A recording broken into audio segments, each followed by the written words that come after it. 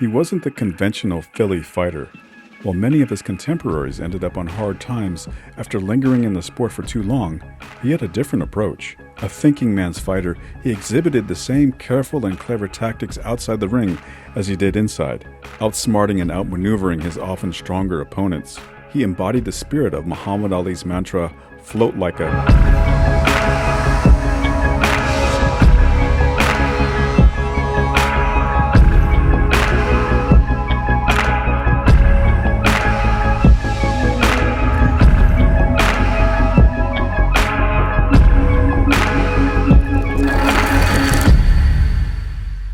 Tyrone Crawley was born on November 2, 1958, growing up in the West Oak Lane neighborhood in Philadelphia.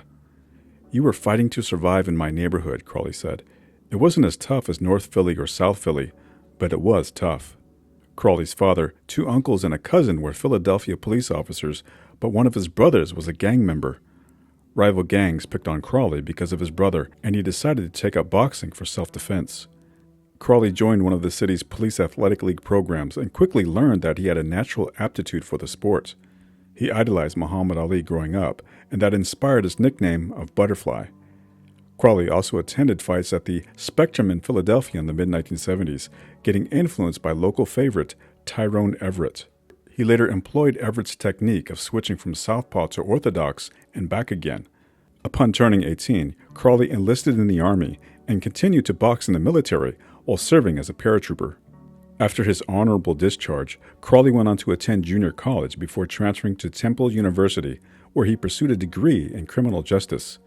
His ultimate goal was to become a police officer. But boxing was still in his blood. He returned to the amateur ranks in January of 1980, getting wins over future world champions Johnny Bumpus and Robert Hines. In October of 1980, he turned professional. Trained by Billy Smiley Hayward, Crawley earned a reputation as a spoiler from the start, scoring an upset win over the undefeated Pat Jefferson in his third pro fight before decisioning Al "Earthquake" Carter for the ESPN lightweight title in September of 1982. In the following month, he got a nationally televised date against the undefeated Gene Mad Dog Hatcher. Crawley dazzled Hatcher with his speed and movement over 10 rounds, securing a majority decision and handing Hatcher his first loss. Fans and boxing writers were all impressed by Crawley's upset win, but Crawley admittedly began to read too many articles about himself and began to believe his own press clippings. 4 months later, he lost a decision to Melvin the Tank Paul over 12 rounds on ESPN. "I was starting to get a little cocky," Crawley said after the loss. "I had a couple of injuries, but was way too cocky that night." Crawley quickly regrouped, handing the undefeated Edwin Curette his first loss before answering the call on 1 week's notice to take on the #1 lightweight contender, Robin Blake. Took a right from Crawley after giving him a right of his own. Nobody has been staggered. Crawley has taken the tougher shots, as you would expect, because Blake is the harder hitter. But Tyrone is doing a pretty good job of evading a lot of what Blake is throwing. Now there you see the head movement of Crawley and the lateral movement. Not an easy man to hit. And so what does he do? He switches to southpaw just to give Blake something else to think about. There's a hard left to the body thrown by Blake. First time really that Crawley's moved into hang on for a moment.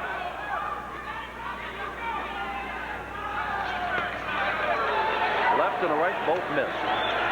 And a short left to the face of Crawley. And a right. A good right hook. Another one. Another one, followed by a left.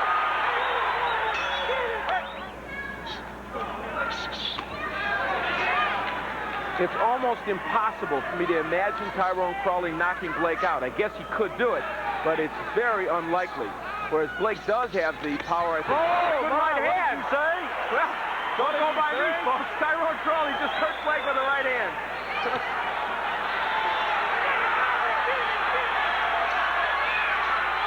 This will be an upset if he knocks Blake out, I guarantee you. Working on Blake, who has never lost, has 16 knockouts in 22 fights, and Blake is taking a beating about the head. Crawley's only has 3 knockouts in 14 fights. Well, Tyrone Crawley heard me, that's for sure. He unloaded with a very good right hand. All of those shots thrown by Blake have missed. That's picked off on the glove. And there's a right thrown by Crawley. Halfway through the third round.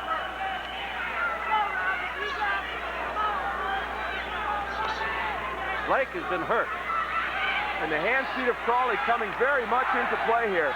Well, this is the butterfly Crawley that we knew before. Tough to hit, and he can sting you. Although he is not a big banger despite that right hand that he just landed. But don't tell Robin Blake he's not a big banger.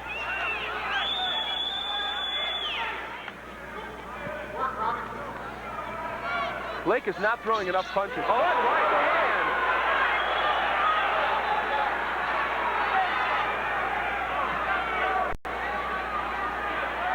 I'll repeat again.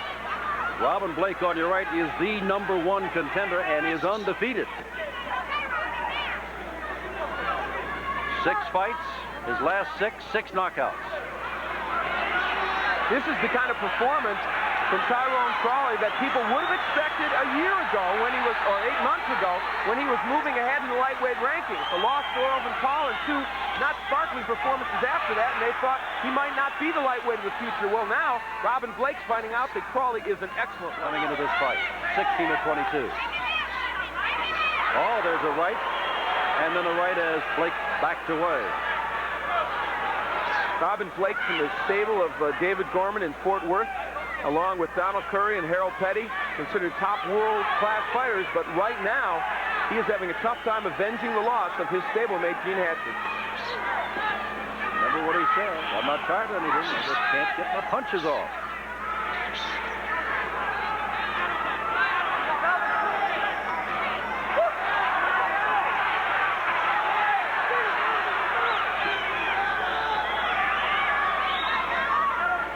Crawley continues to move, dance away.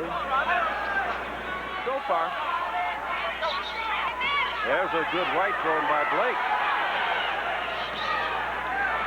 And Crawley not afraid to throw his own right. Well, all the plans of Livingstone Bramble and Ray Mancini, right about now, they're in jeopardy. Robin Blake's got to beat Tyrone Crawley first, and he's having a tough time doing it. Remember what Blake said in our little profile? I can't let Crawley stand in my way. There's another right to the head thrown by Crawley. There's another right. Blake is in trouble, not as far as being hurt is concerned, but in this fight through the 6th round. And Crawley fighting him as a southpaw and doing well. Crawley lands, Blake does not. Another left by Crawley. Superior ringmanship by Tyrone Crawley. Another right to the head of Blake. Round 7 of a scheduled 10 is about over, and the undefeated record of Blake is squarely on the line. He's made Blake respect his punching power, and that's what's made this such a good fight for Crawley. Oh, a good right in retaliation by Crawley after Blake thought he had him in trouble. Round 8 about over. Thus far, in our eyes, it is quite a surprise as the 8th round is over. I want him to do well in round 10. Final round. Most boxing expert here did not think this fight would go 10. They did not think Tyrone Crawley would still be standing. Not only is he standing, I think he is in a very good position to possibly win this fight.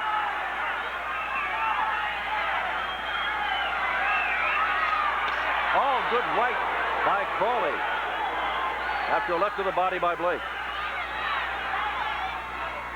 Another right by, looking up from ringside. Another good right and another right to the high on the head. I think that stuns Blake. He's hurt. Robin Blake is hurt. And hanging on in the last half minute. Who would have thought it? Robin Blake undefeated. And Blake is the one not carrying the fight, but is hanging on here in the final moments of round 10. Well, if Robin Blake needed a knockout to win, which is possible, it's just the other way around. Crawley is dominating him in this round. And that's it. And look at Blake. He goes over and hugs Crawley, who throws his hands high in the air. And a very quiet crowd here in Levelland, Texas, Al. And you don't think Crawley doesn't think he has won it? Blake. Judge Crossan scores it 96 Crawley, 95 Blake. Ladies and gentlemen, the winner by unanimous decision, Tyrone Crawley. And while you look at Crawley, tears in her eyes, Denise Blake is with her husband, Rockin' Robin. Robin goes over, his first loss ever, and he picks up the man that did it, Tyrone Crawley. The win was Crawley's biggest victory to date. Now in line for a title shot, he was also accepted into the police academy, but decided to put a career in law enforcement on hold because of the success of his boxing career. Crawley won 5 fights in a row before negotiations began for a title match with Livingstone Bramble. But the meeting was canceled on 2 separate occasions because of a hand injury to Crawley. In February of 1986, he finally received his shot against Livingstone Bramble for the WBA lightweight title. Tyrone, you had difficulty with your right hand. You had tendonitis, had to postpone the fight last time. How's the hand this time? Well, the hand is fine, Freddie. That's why I'm here. How do you expect to beat Bramble by decision, which is how you're picked to beat him by a decision, if the champion usually wins all close decisions? Well, I'm a stick and move, and I feel if I do my job correctly each round, as we planned on to win each round one by one, there's no way I could lose. No standing eight, round 1, and we're underway. It's scheduled for 15, and Crawley coming out on the attack. So much for chess. These 2 guys went right at it. Of course, that is Bramble's game plan, not Tyrone Crawley, so interesting development almost immediately. Can you see this continuing with Crawley changing his style, looking to get brave against Bramble? No, I can't. I don't see it to his advantage, and I don't think he needs to do that more than a round or 2.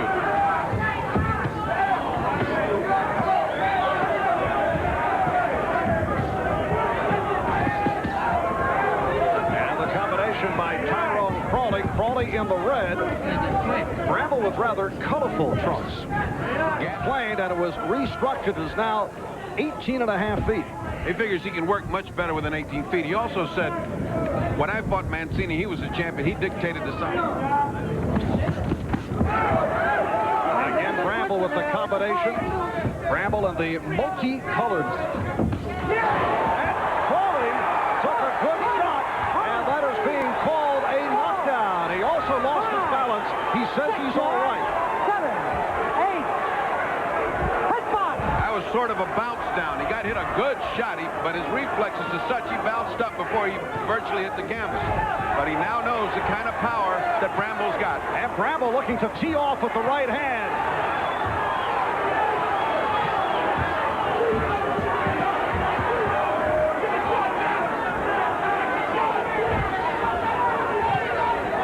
Crawley making a mistake, not getting off those ropes, not getting that distance between he and Bramble. The only thing that stopped Bramble just then is a momentary tiredness.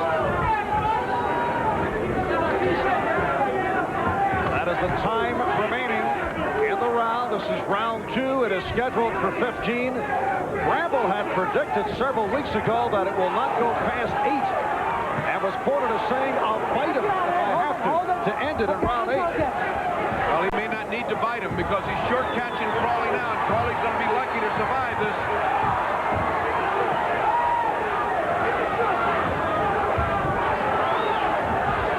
Crawley is hurt. He's so hurt, he doesn't know how to get out of there and get distance between them. He's standing there and obliging Bramble. Bramble's smiling at him, like saying, "I got you now." He's doing everything but barking at him. Crawley trying to get up on his toes, looking to shake his way out of this second round difficulty.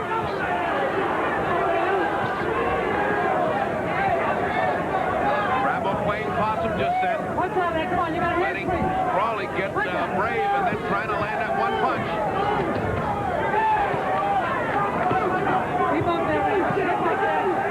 Final seconds, second round.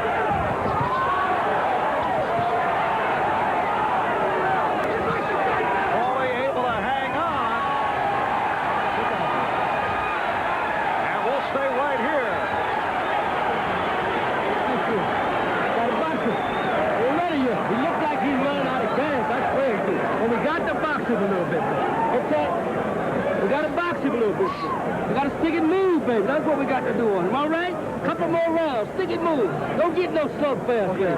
Billy Hayward in the corner of Tyrone Crawley. There are similarities in their style, both unorthodox. Both give you all kinds of different looks, different angles. Both like to switch up, going from orthodox to southpaw. Right now, that's been meaningless, whether they're southpaw or not, because they're both just flailing away with very little art. Look at this. Very little art, two hands just forward. He could be left-handed or right-handed here. It wouldn't make any difference. And the same thing for Crawley. Bramble laughing off that combination thrown by Crawley.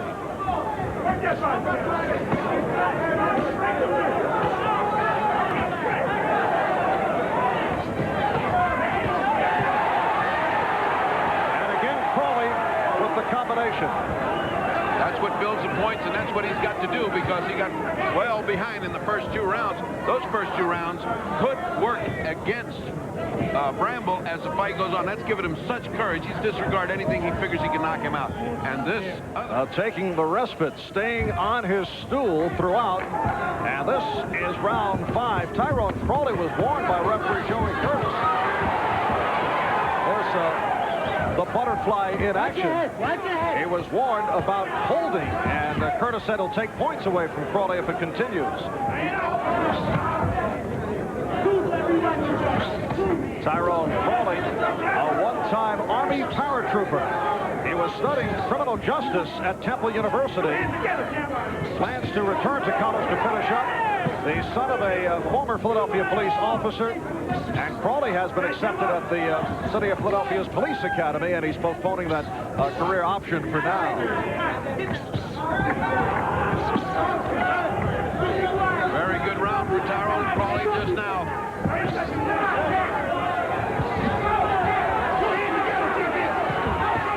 And here's Bramble on the attack.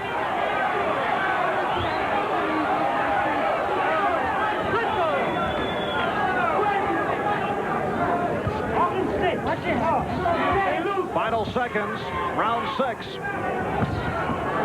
We'll be right back. Ref Curtis between rounds. Watch out for Bramble's head, referring to Bramble's Rastafarian dreadlocks. And they're right. His head is full of knots, and that has an abrasive effect. Very pretty combination by Crawley. He got between the gloves of Bramble. And you see that little flurry, which was so beautiful in combination, neutralized all the hard punching that Bramble did, coming in short little jerky punches. Saying a couple of weeks ago, if it goes seconds into the 8th round, and he does not stop him by then, he will fight Crawley if he has to. We have set up our special fight cam camera to check it out in the 8th round.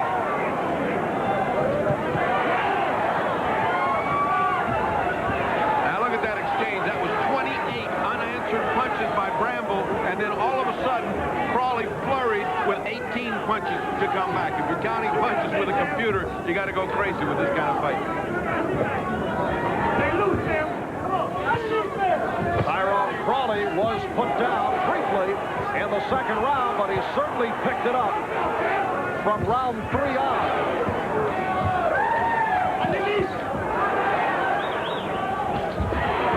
We'll be back here in Reno after these words. Did Emil Griffin hold?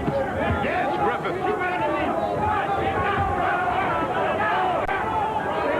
And Tyrone Crawley in the red, 27 years old, out of Philadelphia, calls himself a thinking man's fighter.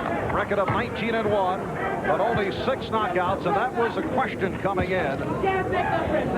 Crawley put down for the first time in his career back in the 2nd round. Very quick to get up, was a combination of a punch from Bramble, and Crawley lost his balance. Nice right hand by Bramble. There again, that was a great right hand that builds up points, but he had just been jabbed like 6 or 7 straight good jabs by Crawley. How do you call that?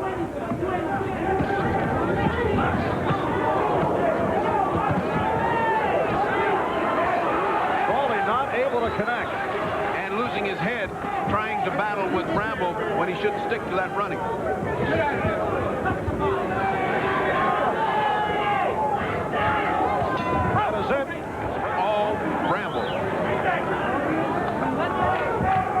at the stain on the face, and Crawley is able to get in effectively.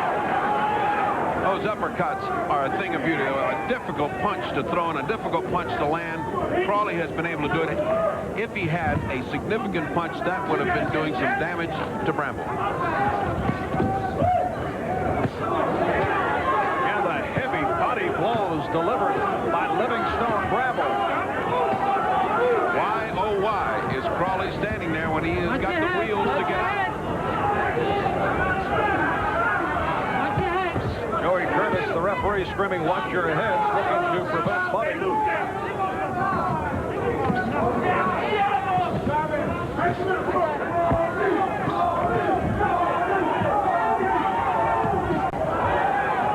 Crawley with the intention of providing the different look, but has not troubled Bramble at all. And a good finish for Bramble. We'll be right back. Livingstone Bramble out for round 13, scheduled for 15. Tyrone Crawley in the red, and he took a pounding in the final minute of round number 12. It's the kind of round that's so distressing when you're in a fighter's corner and you see you sweat out the rounds. He's not trying to win them. What are the numbers on your scorecard? Tell us. The scoring is on the 10-point must system. Bramble 116 to 112. 4 points ahead and 3 rounds to go. Crawley was knocked down in the second round. Nice combination by Bramble. Crawley going down for the first time in his professional career, according to his cornerman. Crawley looks like a man who's out of ideas. Well, I tried everything. I don't know what else to do here. Oh,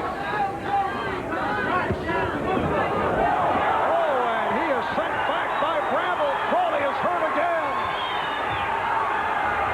And Crawley in big trouble. Joey Curtis stepping in. And let's see. Has he called it? Or is ushering him to the corner? No, he has not called it. He's counting it out. He can't go on. He can't go on. That's it. Well stopped. No, he's not stopping it. Letting it go. Indecisive move by Curtis. I can't believe that. And that is it. Well, Joey Curtis, the referee, has had a couple of tentative moments. You may recall he stopped the Dokes Weaver bout too quickly and then may have overreacted, allowing the Kinchin-Ramos fight to continue. And again, very tentative.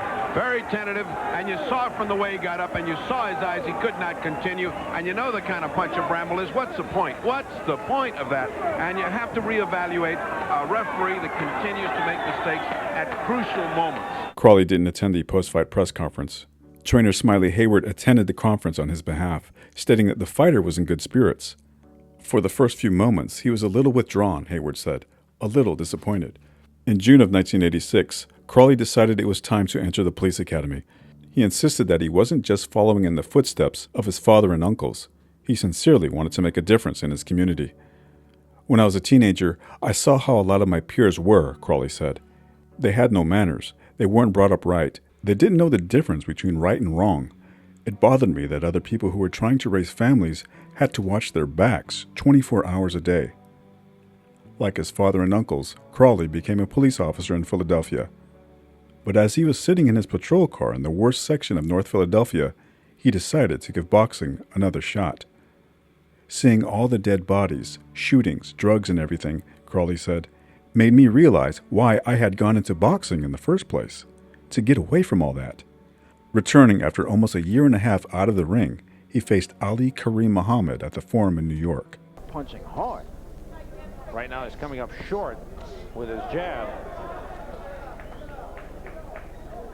And if indeed Tyrone Crawley wages a very successful comeback as a junior welterweight, somewhere down the road, Crawley against Hector Macho Camacho. Good right hand by Crawley. Let's not forget the man we'll see here June 18th, Buddy McGirt. There's another one. So many interesting possibilities, Sam. And he was switch hitting. You had to figure he was about as good a switch hitter as marvelous Marvin Hagler. 1-2 in that department in boxing. But Crawley said, you won't catch him doing that much anymore. He said, I'll do it from time to time, but not as much as I used to. Crawley able to block most of those punches by Muhammad with that peekaboo style. Muhammad has done a good job going down the body there. Again, smart fighting by Muhammad. Good right hand got in by Crawley. Final seconds ticking off in round 2.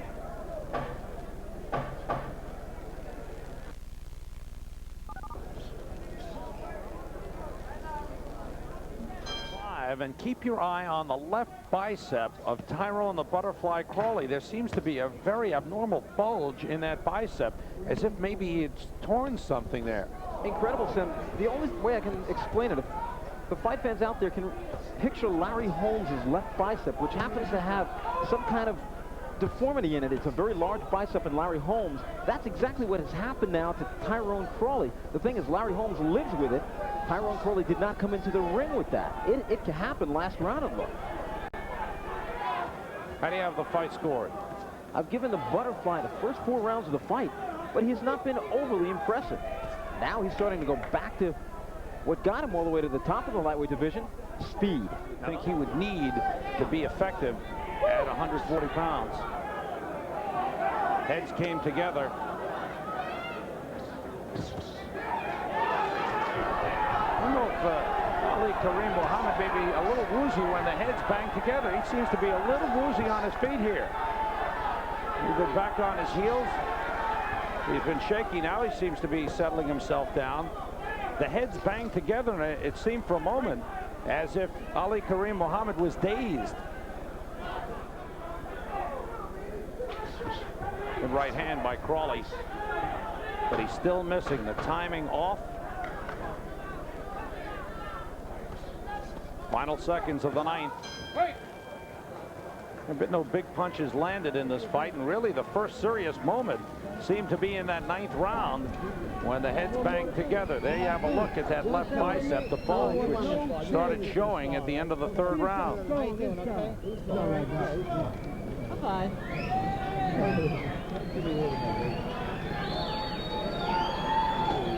know he's going to try to come strong this time. You know that, right? You know what I'm saying? So you got to be ready for it. Listen, he's got a lot of problems. You take it away. Last round. Yeah, I know. Listen, it's only if you give him any encouragement and throw. Understand? Okay. They get nice and speedy. Side to side. And put your punches together. Okay. Tight. Don't do that. Don't let your hands up. You're encouraging him to throw punches. Get off and be the boss. And let him go further that you just block. You got to fire back. You got to keep firing. You got to need this one. You need it. Give it to him. Give it to him. Well, they're not sure in Crawley's round, or at least they're not being overconfident anyway. They're telling him they need this round. I've got it 7-2 for Crawley. Your scoreboard? I've got it all the way for Crawley, but Mickey Duff, too much of a veteran to think he can give any round away. Crawley returns the low blow. Sometimes the pros will do that. Bramble, he fought to a draw against Freddie Pendleton, and now he's ready to go again, fighting on the undercard of Spinks versus Cooney. Crawley landing that right hand, not with big power. There's a right hand by Ali Kareem Muhammad. And Crawley's hanging on. He was shaken by a right hand. He certainly was. His legs are doing a Mr. Bojangles. They are shaking and dancing around. Ali Kareem Muhammad, way behind in this fight, apparently, is coming on. And Crawley's trying to hold him up and tackles him. You know, it's a very smart move. You do anything you can to get away from your opponent or to stop his onslaught. You may have heard the count in the background. The count goes anytime the fighters go down. It's up to the referee to signal no knockdown. Again, Crawley just grabbed Muhammad by the legs just to tie him up and buy some time. You notice this is a big ring, 20 feet inside this rope, and as soon as the referee stepped in there, Crawley moved to the other side of the ring. Very surprising how shaken Tyrone Crawley was from that right hand. Another right lands. He's still wobbly. Legs spread wide apart. Tyrone Crawley is trying desperately to stay on his feet. Crawley holding on with about 45 seconds to go in the fight. Well, Crawley, who had 2 fights as a lightweight in 1985, won them both on decision, said, this is not for me anymore as a 135-pounder. I'm moving up. I wonder now if he has second thoughts, but he says he just cannot make 135 pounds. Surprised he doesn't really have a big body. Big round for Ali Kareem Muhammad. He shook Foster, excuse me, not Foster, Crawley. We saw Foster earlier. Final seconds of the 10th round. There'll be no knockout in this one.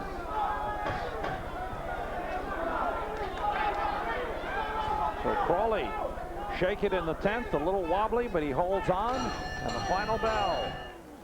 And Judge Barbara Perez. She watched the fight at 7-3 for the winner by majority decision, Tyrone "Butterfly" Crawley. Surprisingly closer Crawley on the official scorecards than we thought. Actually, Randy had scored a wide margin for Crawley. I had it 7-3 for Crawley. Crawley fought and won twice more before making his final ring appearance in 1988. He then served as a police officer for over 28 years. Crawley retired from the police department in 2014. He was also involved in the Police Athletic League, mentoring thousands of kids over the years. On January 15, 2021, Crawley passed away unexpectedly. He was 62 years old. One of his sons, Tyrone Jr., said he was overwhelmed by the amount of messages he received from admirers of his father, all expressing the significant impact Crawley had on their lives. Philadelphia sports celebrities such as Bernard Hopkins, Maurice Cheeks, and Rasheed Wallace all expressed their condolences. Philadelphia rapper Meek Mill wrote, "If you grew up without a father in my neighborhood, he was probably your father. A lot of us would be dead or in jail if it wasn't for him. May God rest his soul, and prayers to his family."